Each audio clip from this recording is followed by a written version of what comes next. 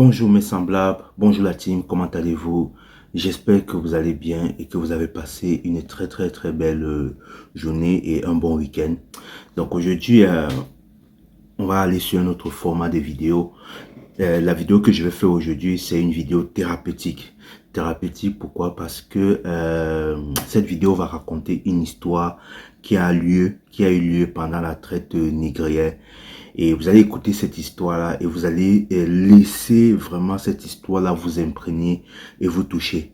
Maintenant, en fonction des émotions que vous allez ressentir dans cette vidéo-là, vous allez essayer de me mettre en commentaire et je vous dirai qu'est-ce qu'il faut que vous libérez à travers ce que vous avez ressenti en écoutant cette vidéo, parce que c'est une vidéo poignante. Je la fais pourquoi? Parce que j'ai constaté que beaucoup de personnes qui ont vécu voilà, dans des vies antérieures les mêmes histoires, ou bien qui ont vécu une histoire similaire par rapport à ce que nous allons voir aujourd'hui, gardent en eux des traces, des mémoires cellulaires et karmiques qu'il est temps de libérer. Voilà, parce que si on ne libère pas ça, ça crée chez nous beaucoup de rancune, beaucoup de colère, beaucoup de frustration face à d'autres personnes. Donc c'est la raison pour laquelle j'ai vraiment cherché une vidéo qui devait vraiment parler de ça, qui devait vraiment raconter ce type d'histoire, parce qu'il faut savoir que les histoires qu'on rencontre ou bien les événements qu'on rencontre à l'extérieur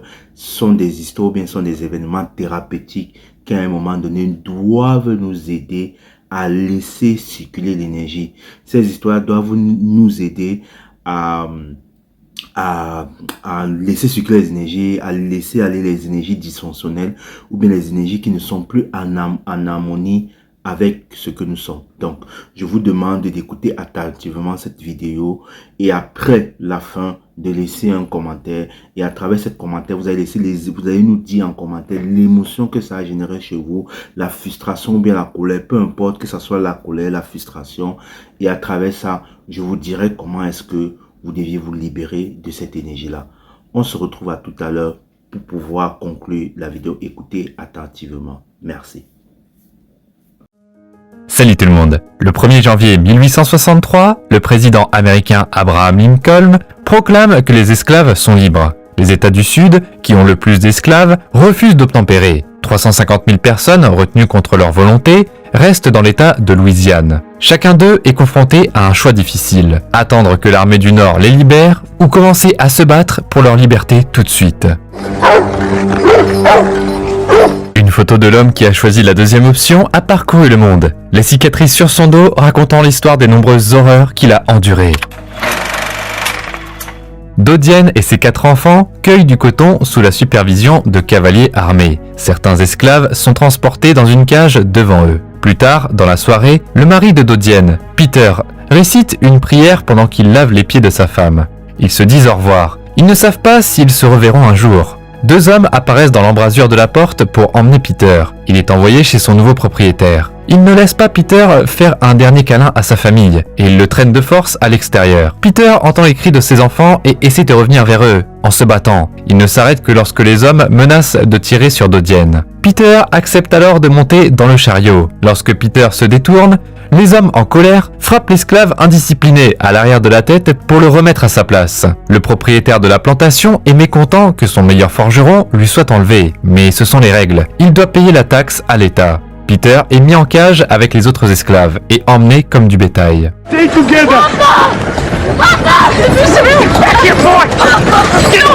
Il crie à son fils à travers les barreaux qu'il reviendra. Le chariot s'éloigne au loin le long de routes poussiéreuses, traversant les champs de coton sans fin de la Louisiane. Alors que Peter sort de son sommeil, il est surpris par le déclenchement assourdissant d'un canon, et ses yeux voient une vue horrible, des têtes d'esclaves coupées empalées sur des poteaux. Cette scène macabre marque leur destination sur le territoire de l'armée du Sud, qui a impitoyablement massacré les esclaves qui tentaient de s'enfuir. Les esclaves, nouvellement arrivés, sont sortis du wagon, dans des chaînes, et on leur ordonne de baisser les yeux. Les gardes armés hurlent et frappent les esclaves pour une raison quelconque, et quelques pauvres âmes sont même abattues sur place. Peter et les autres sont forcés de construire le chemin de fer, faisant un travail éreintant. Lorsque Gordon, l'ami de Peter, succombe à l'épuisement et tombe, Peter intervient immédiatement pour lui prêter main forte, ignorant que son geste aimable le met en danger d'être abattu. Les gardes prennent note de la désobéissance de Peter, avant de porter leur attention sur un autre esclave en fuite. Cette personne se fait finalement capturer par les gardes Harrington et Knowles, et ce dernier se trouve être d'origine africaine. Knowles lui-même était un esclave, mais ses compétences exceptionnelles en matière de suivi lui ont permis d'avancer dans sa carrière. Afin de discipliner l'évadé, le surveillant impitoyable nommé Facel intervient. À l'aide d'un fer rouge, il marque le visage de l'esclave, indiquant qu'il appartient au peuple du Sud. Tout le monde reçoit l'ordre de continuer son travail au milieu de cris horribles, qui se poursuivent jusqu'à tard dans la soirée. John, le coureur battu, se fait jeter dans la cage avec les autres et enchaîné au sol. Thomas, un jeune esclave, commence à trembler de peur après les horreurs dont il a été témoin. Peter essaie de le réconforter en posant des questions sur sa famille, qui l'attend. Si tu travailles juste et que tu continues à prier Dieu, tu peux tout supporter. John, malgré son agonie, entend ces mots et intervient. De quel genre de Dieu peuvent-ils parler? Peter n'est-il pas enchaîné dans une cage, gardé par des chiens et des gardes sadiques? Go, stand up and praise your God for all he has done for you. Des larmes de chagrin roulent sur les joues de Peter, mais il répond calmement qu'il priera pour John, même s'il ne croit pas au Créateur. Le ressentiment de John envers les Écritures est expliqué le lendemain matin lorsque Peter surprend les surveillants des esclaves citant des versets de la Bible pendant leur service. Naturellement, il n'évoque que les passages qui mettent l'accent sur l'obéissance et le prétendu honneur de servir son maître. Le lendemain, Peter entend une conversation entre deux gardes discutant de la proclamation de Lincoln d'émanciper les esclaves. Les esclaves en fuite se regroupent à Bâton Rouge, la capitale de l'État, qui est sous le contrôle des troupes du Nord. Le garde interrompt son discours en criant à Thomas qu'il n'aime pas la nourriture. Il accuse l'esclave d'avoir délibérément gâché son repas, et il remarque le regard de jugement de Peter. Peter défend l'adolescent, et il est brutalement battu pour cela. Facel intervient, et empêche personnellement l'esclave indiscipliné d'être abattu. Plus tard, alors que Peter s'assoit à nouveau dans la cage, Facel s'approche de lui. Il a entendu les esclaves parler et déclare qu'il est maintenant le dieu de Peter, car c'est lui qui décide si Peter vit ou meurt. Et maintenant, il doit connaître sa place et servir Facel comme un chien fidèle. Perhaps you will give me some of that fine meat you give your other dog. Facel rigole, appréciant la blague. Le lendemain, il met un collier sur Peter et il le fait s'agenouiller devant son chien, qui lui aboie droit au visage. Facel laisse le chien bien se souvenir de l'odeur de l'esclave, afin qu'il ne pense même pas à essayer de s'échapper. Bien que tout le monde pensait que Peter était bon pour la mort, les gardes l'épargnent. Au déjeuner, il décide de parler aux autres esclaves de l'édite de Lincoln et du rassemblement d'esclaves en fuite à Bâton Rouge. S'ils fuient à travers les marécages, il leur faudra environ 5 jours pour atteindre leur destination. Gordon s'inquiète du risque de mourir pendant le voyage, mais Peter lui assure que les chances de se faire tuer par les gardes sont beaucoup plus élevées. John, lui aussi, envisage sérieusement l'offre. Ils n'ont jamais eu une meilleure occasion de se libérer. Quelque temps plus tard, un esclave ne supporte plus la pression du travail acharné, et il tombe raide mort sur place. Les gardes forcent Peter à traîner le corps dans une fosse qui est presque remplie à ras-bord avec ceux qui ont partagé le même destin tragique. Peter lit une prière rapide sur le défunt alors qu'il regarde plusieurs déserteurs blancs remplir la fosse de chaux pour cacher la puanteur. Dès qu'ils aperçoivent Peter,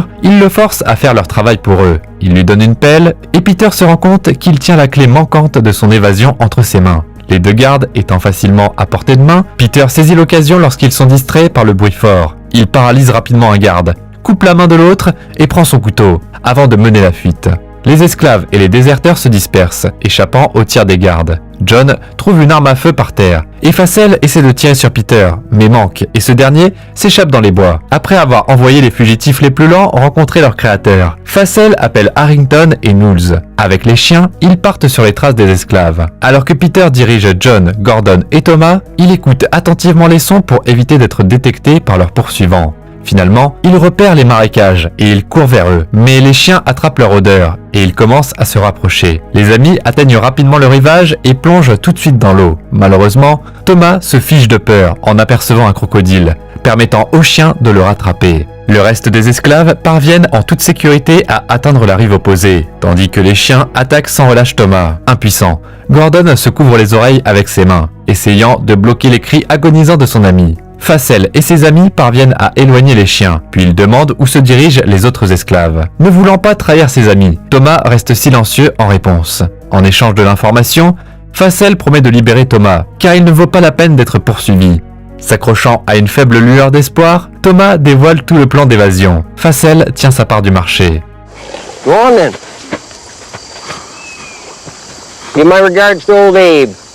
Sauf que dès que l'esclave passe dans l'eau, Facel lui tire dessus. Les crocodiles arrivent immédiatement pour attraper leur proie. Les autres évadés continuent à courir, profitant du fait que leurs poursuivants n'ont pas traversé le marais. Peter veut continuer à se cacher dans les buissons épais pour éviter toute rencontre avec les gens. Mais John prévoit de suivre les sentiers bien fréquentés. Il refuse de céder ou de faire des compromis, et a l'intention d'utiliser l'arme qu'il a volée si nécessaire. D'un autre côté, Gordon veut que tout le monde reste soudé, mais Peter suggère de se séparer pour que les poursuivants aient plus de mal à les suivre. Il dit à son ami effrayé de se diriger vers le bruit des coups de feu de l'armée de Lincoln, et ils se disent adieu. Peter regarde autour de lui, décidant où aller ensuite, mais il se rend compte que la balle de Facel lui a touché la jambe. L'odeur du sang attirera sûrement les chiens, il a donc besoin de quelque chose pour panser la plaie. De plus, il devient de plus en plus difficile de continuer à courir, et les poursuivants se rapprochent rapidement. Alors que John et Gordon continuent leur chemin, Peter s'arrête. Il découvre la maison d'une famille blanche esclavagiste.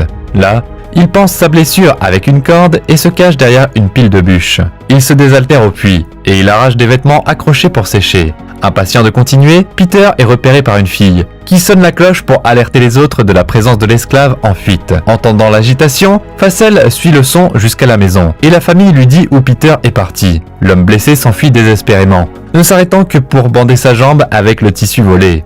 Trouvant refuge au milieu des hautes herbes, il enlève le bandage sanglant et il le cache dans un tronc d'arbre tombé pour tremper les chiens avec son odeur. Pour éviter d'être détecté par l'odeur, Peter plonge dans l'eau marécageuse. Quelques instants plus tard, Facel et ses hommes trouvent le bandage. Ils font la remarque que l'évadé est intelligent et ils supposent qu'il a traversé de l'autre côté. Peter les observe attentivement et plonge sous l'eau pour éviter d'être repéré. Lorsque les poursuivants partent, il tente d'atteindre le rivage. Mais soudainement, un crocodile l'attaque et le tire profondément dans l'eau. Peter parvient à se tortiller, saisissant rapidement un bâton solide et le poussant dans la bouche du crocodile, se sauvant d'une mort certaine. Il attrape alors rapidement un couteau et le projette dans les yeux du prédateur, mettant fin à sa vie. Dodienne se réveille d'un rêve terrifiant, où elle a vu son mari en danger. Surpris, les enfants se réveillent aussi après leur mère. Leur père leur manque à tous, mais ils ne sont pas sûrs qu'il soit vivant. What if you don't come back? Your papa is going to be back.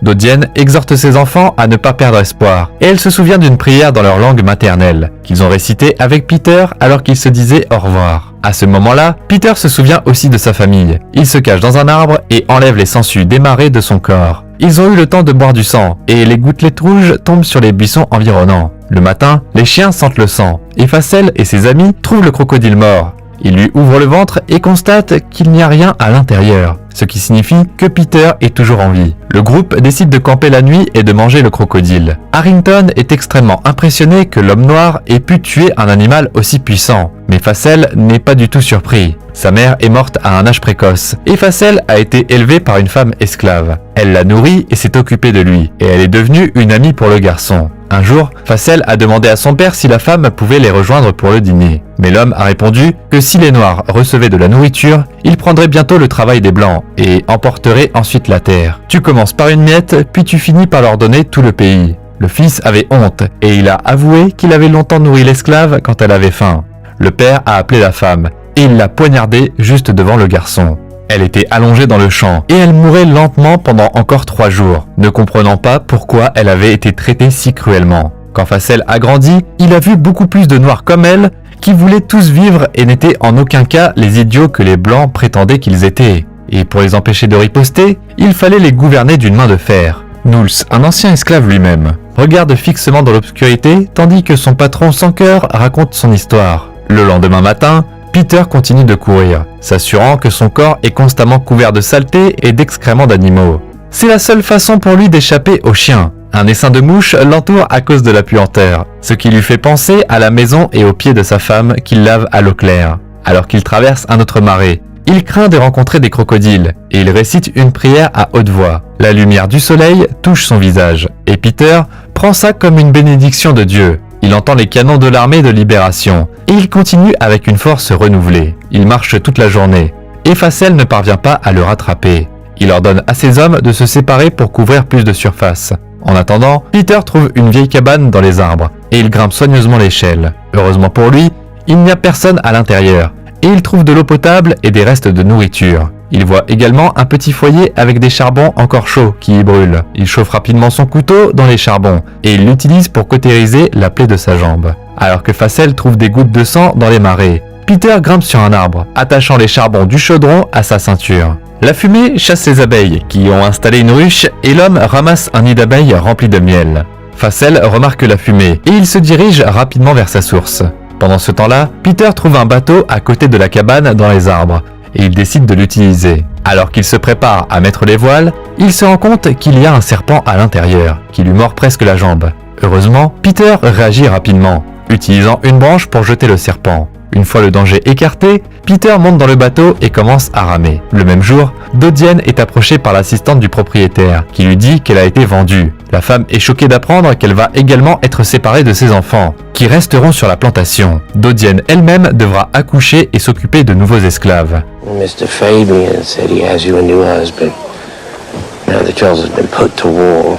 Alors que Peter s'éloigne à une distance sûre, il prend un moment pour savourer le miel délicieux. Il remercie Dieu de l'avoir gardé en vie. Mais Facel ne perd pas de temps. Il explore la cabane dans les arbres. Et quand le bruit des aboiements des chiens approche, Peter décide d'avancer. En marchant le long du rivage, le chasseur d'esclaves tombe sur un bateau vide. Tandis que Peter croise John de manière inattendue dans les bois. Avec une arme pointée sur lui, John menace de tirer sur Peter pour avoir mené les chiens à lui. En réponse, Peter tend un oignon sauvage à John et il suggère de le frotter sur lui pour masquer leur odeur. Agacé, John le traite de fou. Ils courent ensemble pendant un certain temps, mais ils doivent finalement se cacher de leurs poursuivants. Knowles et Harrington localisent facilement John sur un arbre à l'aide des chiens. Il exige qu'il descende et rende son arme. Peter regarde la scène horrifiante de l'intérieur d'un arbre en décomposition. You do not own me! I am not going back! I am not a slave! Un coup de fusil interrompt le discours de John et il tombe. Facel est précis, comme d'habitude, et il s'approche de sa victime pour savoir où se cache Peter. Quand John, toujours vivant, ne répond pas, Facel sort un couteau et se met au travail. Après avoir coupé la tête de John, il ordonne à Harrington et Knowles de la ramener au camp pour donner une leçon aux autres.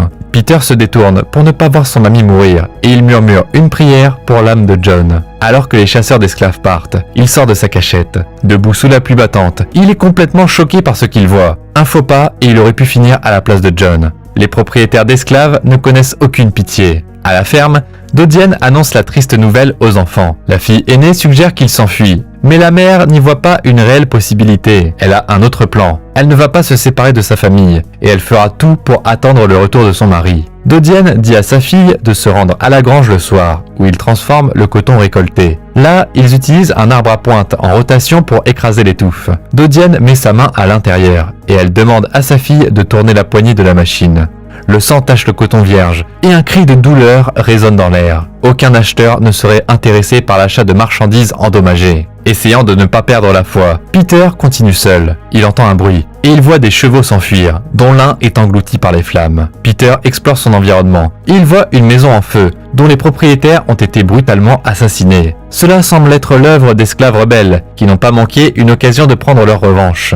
Un couteau à la main, Peter entre prudemment dans la maison et part explorer les pièces saccagées. Alors qu'il jette un coup d'œil au miroir recouvert de suie. Son propre reflet l'effraie, mais il tourne rapidement son attention vers la table à manger. Là, il se livre à son appétit vorace, savourant la nourriture abondante, une rareté pour son corps épuisé. Réagissant instinctivement à tout bruissement, il prend soudain conscience d'un bruit particulier et répétitif. Peter suit le son en tenant un couteau à la main, et il entre dans une chambre pleine de cadavres. Une fille à la peau foncée, piégée sous une harpe, tire sur les fils pour appeler à l'aide. Peter la porte dehors et la place sur la table. Avec son dernier peu de force, elle continue de murmurer des prières. Mais la fille arrête Peter. Elle se rend compte qu'elle est en train de mourir. Et elle donne sa croix à Peter en cadeau de départ. Peter l'accepte, voyant qu'il est fait de 2 clous ordinaires attachés ensemble avec de la ficelle. Peter lit une prière sur son corps quand soudainement, Harrington apparaît derrière lui avec un fusil. Il exige que l'esclave laisse tomber le couteau et s'éloigne de la table. Alors que Peter demande à être autorisé à aller chercher de l'eau pour la jeune fille blessée, elle rend son dernier souffle. Harrington continue d'ignorer le fait qu'un enfant innocent vient de mourir devant lui. Peter est enragé et il saisit furtivement la croix tranchante dans sa main. Il se lève, obéit à l'ordre et, d'un mouvement rapide, poignarde son adversaire dans l'œil. Après avoir tué Harrington, Peter attrape son arme et parvient à esquiver le tir de Knowles. Il tire à son tour et le tireur tombe au sol. Knowles, mourant, tente de dire à Peter que Facel était impressionné par le crocodile qu'il avait tué et qu'il pourrait l'accueillir dans les rangs des chasseurs. En réponse, Peter dit au traître qu'il est encore pire que ses maîtres et il le frappe avec la crosse de son arme. Entendant les aboiements familiers des chiens, Peter court dans les champs de coton à la recherche d'un abri. Facel trouve ses hommes et il finit Knowles d'un coup de feu, après que ce dernier ait utilisé son dernier souffle pour indiquer où Peter est parti. Les chiens suivent l'évadé et Peter se prépare à riposter. Il tue le chien d'un coup de feu et Facel trébuche sur le corps de l'animal, ce qui renforce encore sa détermination à se venger de l'esclave. Le matin, Peter se retrouve sur une plage, jonché des corps de sudistes morts en combattant l'armée de Lincoln. Il cherche désespérément de la nourriture au milieu des corps sans vie, et à cause de sa jambe faible et de son agonie,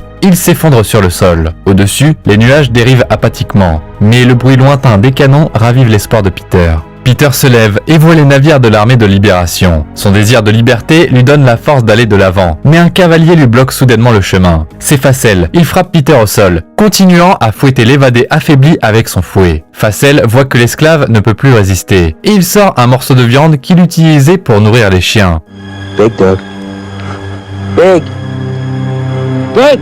Peter s'agenouille seulement en silence, attendant son destin. Comme l'esclave n'obéit pas, Facel sort son arme et rappelle à Peter qu'il est son dieu. Un coup de feu est tiré, mais c'est Facel qui s'agrippe la gorge. Avant qu'il ne puisse exécuter sa punition, quelqu'un le tue par derrière. La canaille tombe dans les bras de Peter, qui lui dit qu'il n'est pas un dieu. Peter rencontre ses sauveurs. Le capitaine afro-américain André Caillou, de l'armée de Lincoln, ordonne à ses hommes de donner de l'eau à Peter. Peter ne tient pas bien sur ses pieds et les soldats l'aident à se rendre au camp. Là, il a un repos tant attendu dans un hôpital de campagne et il rêve de sa femme et de ses enfants. Quand Peter se réveille, l'infirmière religieuse lui dit que ses chances de survie étaient minces. Après avoir traversé les marécages, la blessure à sa jambe s'était gravement infectée. Elle dit qu'ils sont à Bâton Rouge et Peter dit qu'il doit aller trouver sa famille. Mais il est encore trop faible et il doit se reposer. Les médecins s'occupent de lui. Un nombre croissant d'esclaves en fuite se rendent dans la capitale, et beaucoup d'entre eux succombent à des blessures et à des maladies dans les couchettes adjacentes. Néanmoins, l'armée du Nord continue à refaire ses rangs avec de nouvelles recrues et à avancer. Dès que Peter est debout, il part chercher ses premiers papiers d'identité d'homme libre. Il ne sait même pas quel âge il a. Alors, il demande au commis de choisir son âge pour lui. Ses parents étaient originaires de l'île d'Haïti, où sa famille a été prise comme esclave. Il raconte son évasion, et un militaire s'intéresse à son expérience dans la construction d'un chemin de fer. Bien que Peter veuille voir sa famille le plus tôt possible, ils ne vont pas le laisser partir. Puisqu'il y a une guerre en cours, chaque homme doit soit travailler à la ferme, fournir des provisions, ou alors rejoindre l'armée. You help us beat these godforsaken devils, my good man, and you'll not just get back with your family. Un Peter choqué se rend compte que ses espoirs sont une fois de plus brisés par la dure réalité. Sera-t-il vraiment libre un jour ? Son silence est interprété comme un consentement à rejoindre l'armée. Au camp, Peter remarque que Gordon est transporté sur une civière. Il est blessé et épuisé, mais toujours en vie, contrairement à John, qui manquera à ses amis. Peter va voir André Caillou, son sauveteur, et il prend l'uniforme de soldat. Mais des étrangers s'approchent de lui et lui demandent de venir avec eux. Peter se méfie, mais le capitaine lui dit que ces hommes blancs sont de bonnes personnes, avec de bonnes intentions. Il se dirige vers la tente, où les photographes demandent à l'homme de s'asseoir devant la caméra. Peter, we're gonna make sure that every person in the world knows exactly what slavery truly looks like. Peter tourne le dos, exposant les cicatrices profondes de centaines de coups de fouet. Plus tard, il se retrouve vêtu de son uniforme militaire, escorté à la rencontre d'un officier de haut rang qui interroge Peter sur les armes à feu et l'armée ennemie. Il devient clair que quelqu'un doit monter l'attaque et s'attirer les tirs d'artillerie de l'ennemi. Malgré l'évasion réussie de Peter et sa survie dans les marécages perfides, cela ne signifie pas qu'il est apte au combat. De plus, les cicatrices visibles sur son corps servent de signe de désobéissance aux yeux du général. Caillou essaie d'emmener Peter, mais il reste planté là. Il répond au général qu'il a riposté et combattu ses tortionnaires. Il a enduré tellement de tortures et de fractures qu'il ne peut plus s'en souvenir et les compter toutes. Mais Peter n'a pas abandonné. But they never break me.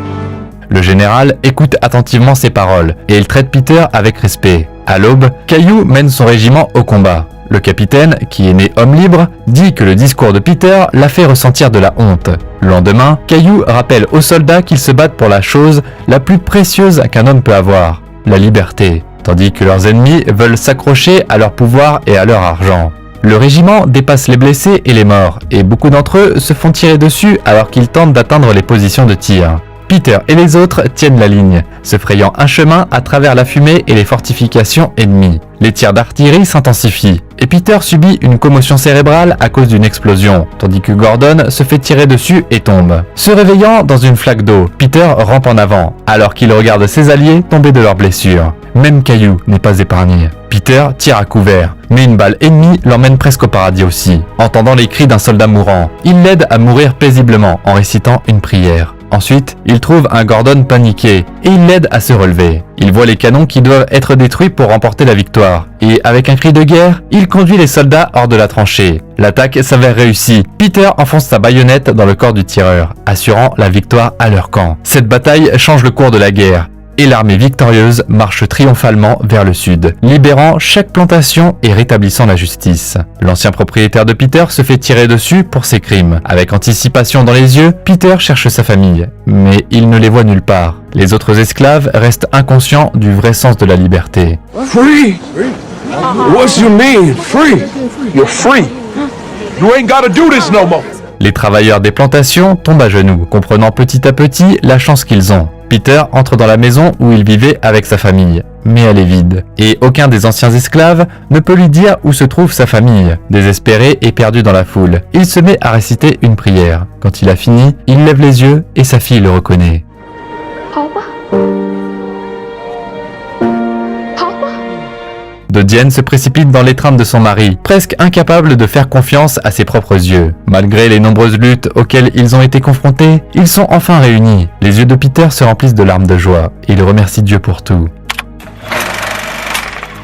Avant le décret de Lincoln, la Louisiane comptait 47% de sa population asservie, mais remarquablement, elle comptait également le plus grand nombre de résidents noirs libres de tous les États. Malgré ça, la majorité de la population blanche, en particulier dans les grandes villes, soutenait l'institution de l'esclavage. La photo de Peter est devenue un symbole historique emblématique, se répandant dans le monde entier et démystifiant finalement les fausses affirmations des propriétaires d'esclaves qui soutenaient que les esclaves étaient traités comme des êtres humains. Dans l'année de l'émancipation, plus de 400 000 esclaves ont réussi à échapper à leur maître. 3 ans plus tard, près de 4 millions de personnes ont finalement gagné leur liberté et sont devenus des citoyens. Ce film a marqué le retour de Will Smith au grand écran depuis l'incident des Oscars 2022, où il a giflé Chris Rock en direct. Beaucoup ont spéculé que la sortie du film serait retardée à cause de cet incident, mais il a fait sa première à la date prévue. Smith a reçu plus de 35 millions de dollars pour son rôle principal, le montant le plus important qu'il ait reçu dans sa carrière. Comme toujours, tu peux trouver le nom du film dans la description. En attendant,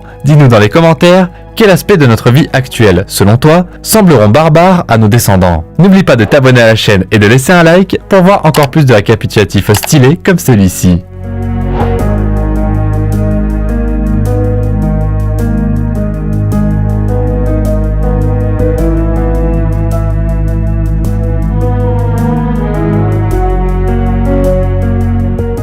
Ok, on revient pour le décortiquage de la vidéo. Donc vous avez écouté cette vidéo avec beaucoup plus d'émotions. Je sais que chez certaines personnes, ça a généré beaucoup d'émotions, beaucoup de sentiments, que ce soit des sentiments de colère, de frustration, de haine, de chagrin, tout ça. Voilà, parce que la traite négrière a été une histoire marquante, voilà, qui a vraiment touché plein de personnes, surtout la population noire, voilà, surtout la population noire. Et je sais que jusqu'aujourd'hui, il y a des personnes qui se sont réincarnées avec ces mémoires là qui sont, ou bien ces temps là qui sont inscrits dans leur mémoire cellulaire, ce qui fait que parfois certaines personnes ne se sentent pas libres. Et c'est comme ça que lors d'une consultation thérapeutique où j'ai discuté avec l'esprit divin, il me disait voilà que les noirs parfois ils ont peur du chien. C'est tout simplement parce que ça leur rappelle les séquelles de ce qu'ils ont vécu pendant les traites négrières. Vous allez vous rendre compte que beaucoup de nous ont vraiment peur du chien. Et c'est aussi mon cas, voilà. Donc, la première fois que j'ai écouté cette vidéo, ça a généré beaucoup d'émotions chez moi. Et c'est pour cela que j'ai partagé ça parce que pour moi, c'était un moyen pour vous, à vous qui écoutez ça, de laisser aller aussi toute cette énergie-là, toutes ces émotions-là qui sont encore inscrites dans nos mémoires cellulaires, tous ces sentiments-là. Et vous allez vous rendre compte qu'il y a beaucoup d'humiliation, de rejet, d'injustice et le sentiment de ne pas être libre. Et c'est ce que nous vivons beaucoup. Il y a beaucoup de personnes aujourd'hui, nous les Noirs, voilà, qui sont toujours dans ce sentiment-là de ne pas être libre, de lutter toujours contre la vie, ou bien qu'il y a toujours quelque chose qui nous emprisonne, ou bien nous sommes toujours en train de survivre. C'est tout simplement parce que nous sommes en train de revivre les mêmes scènes de ces vies antérieures, parce que nous avons vécu cela, c'est karmique, mais la seule différence, c'est que le contexte, c'est pas la même chose. Voilà, donc on vit toujours l'humiliation, on vit le rejet, on vit l'injustice. Et c'est le moment pour nous, si vous vivez cette situation-là, c'est le moment pour vous de faire la paix avec ces mémoires, avec toutes ces vies antérieures-là, toutes ces vies karmiques-là. Sinon, vous n'allez pas vous sentir libre, vous n'allez pas vraiment vous libérer de tous ces sentiments que ça a créé chez vous. Et c'est pour ça que j'avais parlé dans l'une de mes récentes vidéos du pourquoi certaines personnes en Afrique elles subissent encore la traite négrière, mais d'une autre façon. Parce que dans les pays voilà, maghrébiens, des Africains qui essaient un peu de tenter d'aller vers la Méditerranée, ils sont capturés, ils vivent encore l'esclavage. Comme si, comme si on était encore à l'époque de la traite négrière, mais sous une autre forme. Donc, ceux qui vivent ça, c'est parce qu'ils ont quelque chose à libérer avec cela, avec tout ce qui s'est passé dans ce temps-là. Comme je l'ai dit tout le temps, c'est karmique, ce sont des vies antérieures.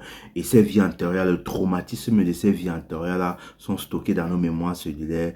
Nous sommes affectés par l'égrégore de la souffrance de tous nos ancêtres ou bien de nous-mêmes qui avons vécu ces vies antérieures. C'est pour ça que beaucoup de personnes aujourd'hui portent l'égrégore de ces mémoires traumatisantes qu'ont vécu les Africains lors de cette traite négrière, et ils doivent transmettre cela.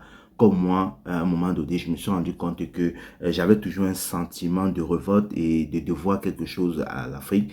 Et c'est après que j'ai eu révélation que je portais une partie des mémoires cellulaires. J'étais relié à l'égrégore de la souffrance des Africains, des Noirs lors de la traite négrière, et que je devais juste seulement accepter la situation en faisant un certain nombre de travail énergétique sur moi. J'allais nécessairement épurer une partie de cette énergie. Et il y a plein de personnes parmi nous qui portent vraiment cette trace émotionnelle. Donc, dites-moi en commentaire quelle émotion que ça a généré chez vous, quel est le sentiment que ça a généré sur vous. Qu'est-ce que ça crée chez vous? Est-ce que vous vous sentez humilié, rejeté, abandonné? Est-ce que vous sentez dans votre vie, est-ce que vous sentez toujours prisonnier, comme si vous êtes en train de survivre? Est-ce que vous avez peur des chiens? Est-ce que voilà, vous avez le sentiment de colère avec la race, la race blanche, voilà, sans toutefois entrer dans ce truc dans cette connotation de racisme, parce que il faut pas oublier que nous avons des vies karmiques, et dans des vies antérieures, on peut être blanc, on a vécu des vies antérieures où on a été des blancs, où on était des jaunes, on a été des arabes, on a été des musulmans. Voilà, nous sommes des êtres multidimensionnels et on a vécu plein de vies antérieures avec différentes casquettes et différentes couleurs. Donc, sans aucune rancune, le but de cette vidéo, c'est de vous permettre de libérer toutes ces mémoires, traumatismes qui sont encore logés dans vos mémoires cellulaires et qui vous empêchent d'exprimer qui vous êtes. Je vous remercie de m'avoir écouté. Donc, partagez, commentez, likez. N'oubliez pas, l'unité est la clé. Nous sommes tous un. Merci.